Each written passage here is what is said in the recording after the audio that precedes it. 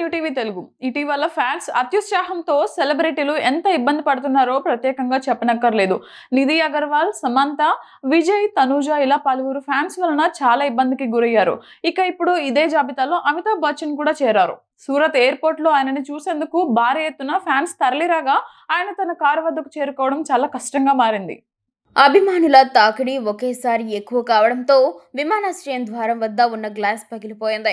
ఆ సమయంలో అమితాబ్ కాస్త దూరంగా ఉండడంతో ప్రమాదం నుండి బయటపడ్డారు. ఇందుకు సంబంధించిన వీడియో నెట్టింట వైరల్ గా మారింది. ఇక ఇదిలా ఉంటే ముంబైలోని తన నివాసం జల్సా వద్ద ప్రతి ఆదివారం అభిమానులను పలకరించడం అమితాబ్ బచ్చన్ కు ఎన్నేళ్లుగా కొనసాగుతున్న ఒక సంప్రదాయంలా మారింది.